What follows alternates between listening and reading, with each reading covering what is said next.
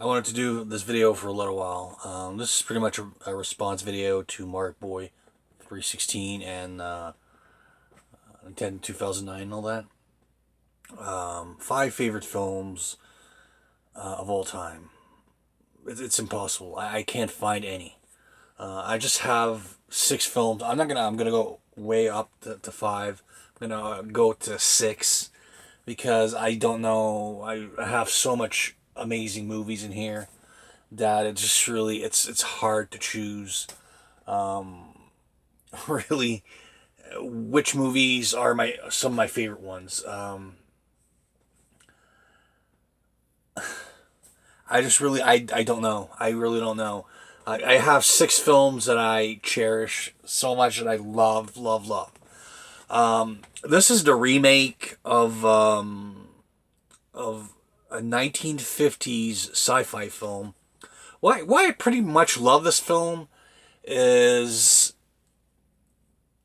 the story, certainly the actor that portrayed that character, and such, and probably one of my favorite remakes of all time, The Fly. David Cronenberg just really does amazing stuff. There's not one There's not one Cronenberg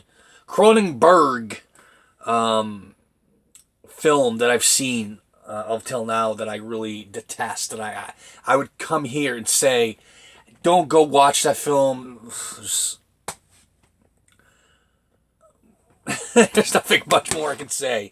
It's just a reimagining of the original 1950s. I think there was one probably in the 60s or 70s. I don't know. I don't remember.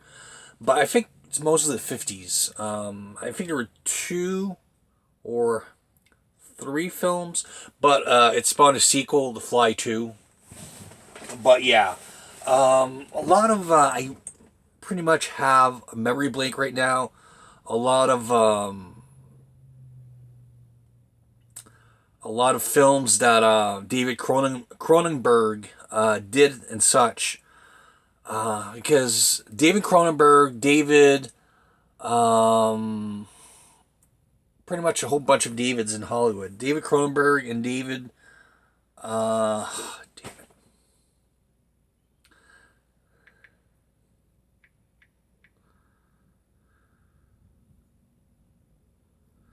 Fincher, David Lynch. So yeah, you have a whole bunch of amazing Davids in in Hollywood that can seriously make probably some of the best films ever made. But yeah, a couple of his amazing films. Okay, that's not what I want to see. Directing. This one I don't remember. Eastern Promises. Early work. Earlier work. Yeah, Scanners is amazing. The Brood is amazing. Rabid. I actually own it on Earl Video. Shivers. I own it, but I own the French version of the film. Pretty good. Videodrome, amazing. The Dead Zone I've never seen. Pretty much. Oh yeah, Naked Lunch. Naked Lunch. Was he the one that directed this film? Yeah, probably one of the most weirdest and film that I've ever seen in my entire life. I just really can't say too much about it. Naked Lunch. I think I did talk a little about it when I first got it, but it's just really a particularly weird type of film that it's just really a shame that you don't see a whole lot these days. Pretty much. A History of Violence is pretty good. Nothing really much. Yeah, Cosmopolis. With Robert Pattinson, which I'll be honest, you really you really have to understand this film. It's pretty much the reason why everybody hates this film. This film right here, Cosmopolis. is nobody understands the film. Nobody to this day will say anything actually positive about the film, because it's just really, we're in a society now that we're not controlled, but we're trained to like watch movies that are fast, boom, boom, boom, boom, boom, boom, boom. But films like this that just really try to go slow and tell a story and all that, we're to a point that we cannot stand that. And this is the reason why, to me, honestly, is why Hollywood is that bad. Is we've been bamboozled to watch a lot of crap, that when we see movies like Cosmopolis and a lot of these, I don't know really what you would call this type of film, but yeah, Robert Patrick, not Terminator. Robert Pattinson, not Robert Pattinson, but Robert Pattinson, Juliette Binoche and all that, amazing actress. But yeah, a slow, unstoppable cruise into, let's see, okay, yeah, genius.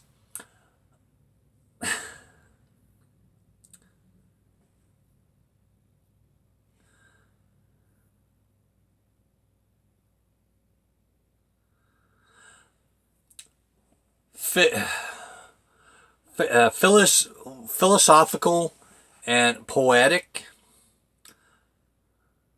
Cronenberg, faithful to his themes, extends it to prophecy.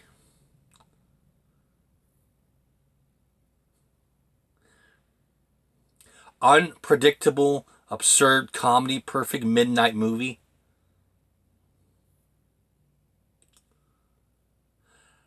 A slow, unstoppable cruise into oblivion. It was not my all-time favorite film of all time, but I don't know. I just really felt something while watching that film. That, like I said, nobody really understands the film, and we're like, I'm not gonna repeat myself, but yeah, we're dumbed down. We're dumbed down to a certain point that David Cronenberg or David Lynch or any amazing, superb directors that could direct, I don't know, the next Godfather and all that, the next great, amazing film, probably a lot of people out there would not understand, because life is so fast and we don't take the time to understand a lot of things.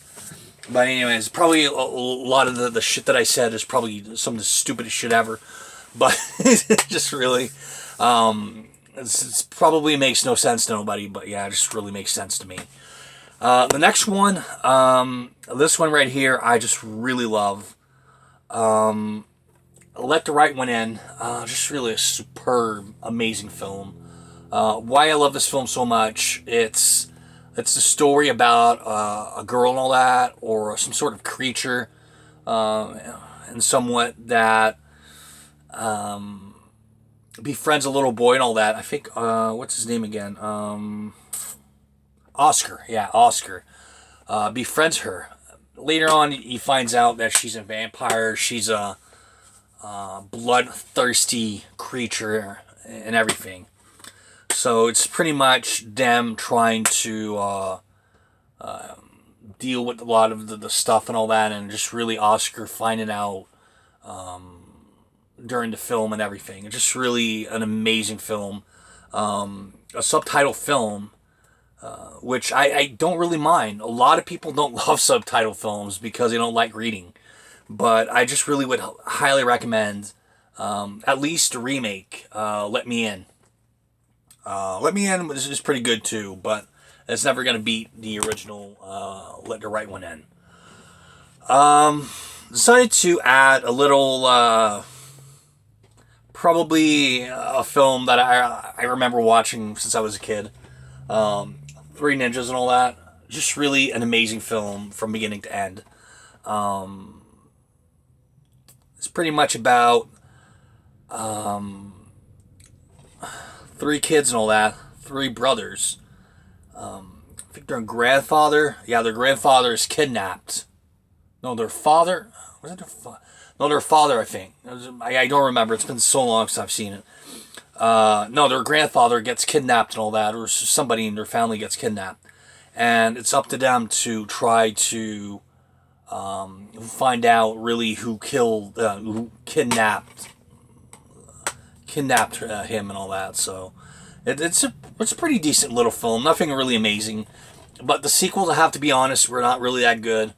But just the atmosphere of the film, probably one of my favorite scenes in the film. It doesn't really show in the back. Is the two dumb criminals that are trying to catch the boys and all that in the house, and all sorts of different things happen. Oh my god! And the boys give I think there were more than two, 3 or 4, so something like that. And they pretty much give him X-Lax, or laxative, I should say. And one of them has to go take a big, you know what. But yeah, it's really, it's so fun. This is what I love about a dumb movie like this. It's so fun from beginning to end. Since I've been a kid, I love this. This was released in 19... it's Disney. It doesn't really say it's Disney. But anyways, the next one is the original TMNT film. This is why I love independent filmmaking. This really shows you that when you have the passion to make cinema, you just really can make an amazing film. And Steve Barron, nobody wanted to make this film. Nobody wanted to produce it. Nobody wanted to finance it. So, New Line Cinema decided to take a chance, and it really paid off. Nowadays, comic books like this just really would be right up there. But the one thing that really pisses me off about the new Ninja Turtle films that he did, Michael Bay type films, is they dumbed it down to a point that to piss off a lot of the core fan base like me. Pretty much, why would you take a guy like Casey Jones that is sole purpose that he watched too many action movies in the original comics, became completely nuts, and decided, oh, I'm going to go fight crime in New York City. That's the original premise of Casey Jones. He wasn't a fucking goddamn police officer. Why the fuck would you do that? It's like me taking, I don't know, a certain character and all that. Let's say, I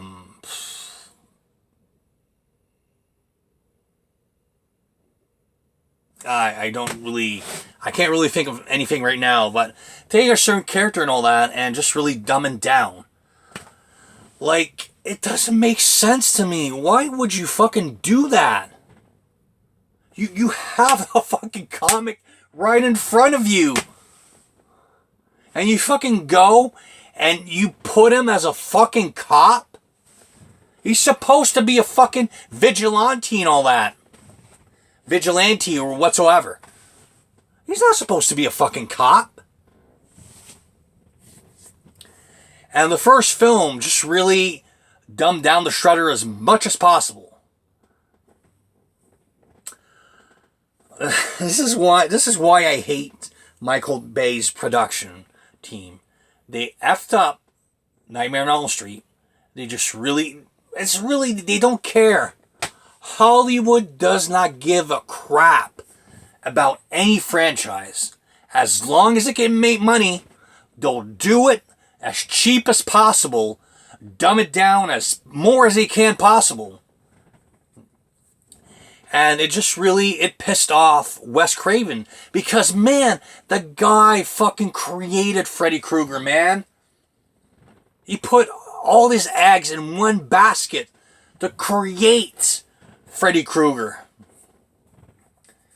And years later, decades later, you go on and you take a big piss on the entire franchise by doing what you did. I actually saw the movie online illegally because I'm not going to give my money to fucking Michael Bay.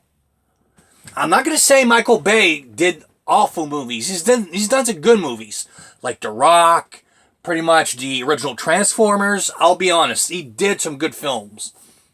But sometimes you really like his company. I'm not saying it's Michael Bay that directed it. I'm just saying it's his production company just really don't give two flying fucks about a lot of content and everything. And let me say, that was a fucking terrible fucking film. It just really pretty much took, like I said, a big piss on it, and then took a big shit on it and just smeared the shit all over it. And just vomited and again and again and again. It's pretty much what really the reimagining of the Nightmare on Elm Street film was. Even RoboCop, it was dumbed down to a point that it was not the original director's vision and all that.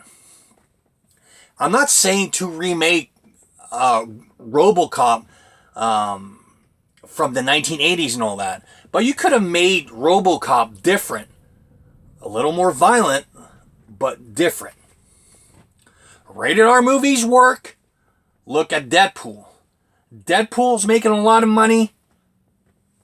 Why not? They're afraid, oh, we're not going to make enough money if we put it rated R. Little kids they're not going to be able. Fuck the little kids. Man, I fucking seen RoboCop when I was a kid and all that. I've seen a lot of effed up shit when I was a kid and all that. Am I a fucking maniac going out killing people? No. Jesus fucking Christ. It's like, we have kids now. Oh, we're going to protect them. We're going to protect them. We don't want these violent films on them. Like, fuck. Like, it pisses me off now. We're so pussyfied as a society now that anything we do, somebody's going to create a mob and try to fucking defend it. Like, it's just really stupid. We're so much of a complacent society now that any little grain of salt on your wound and all that will piss you off. And it's the God honest truth and all that. It is.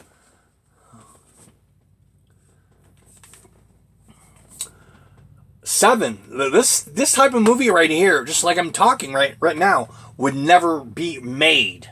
Why? Because Hollywood does not like making films like this. It's too violent. An amazing film like this, David Fincher. David Fincher did this, man. This has to be at least my top 5 favorite thriller of all time. About a killer that uses the 7 deadly sins to kill people and all that. And detectives, I have to find out really who he is and why he's doing that and such. So, yeah, it's a really interesting film. Amazing. And the last but not least, the next one has to be probably at least in my top 3 favorite animes of all time. I'll be honest, I just wept when I finished watching it because for, I think, a couple of years I haven't seen it. I'll be honest, it just really moved me that much. It's just really, when you see a film so amazing, so good that it's just really like, it brings emotion out of you. Wolf Children, it's an amazing film. Perfection. My God. 10 Legendary. But yeah, for a lot of you people out there that's never read the manga or seen this film, it's pretty much about a mother and all that. Well, a woman that finds a weird guy and all that. I think in college she was, or high school whatsoever, and she falls in love with him and all that, and they have kids, a boy and a girl. But she knew that her husband was a wolf that could change into human wolf and everything. So one night he gets killed, and it's pretty much the rest of the film. It's her trying to raise her cubs or human children that a lot of times change into wolves and all that. Just really amazing film, and it's a must. At least the top 10 favorite films, and not top 10, yeah, top 10 films you need to see before you die. This film is so good. The manga, I do own it at the manga, but this anime right here is so good. You need to watch it for what it is. Go on IMDb and just look at everybody. It's a 9 out of 10, a 10 out of 10. You don't see movies like that in a whole lot. What else really can I say? Just a masterpiece.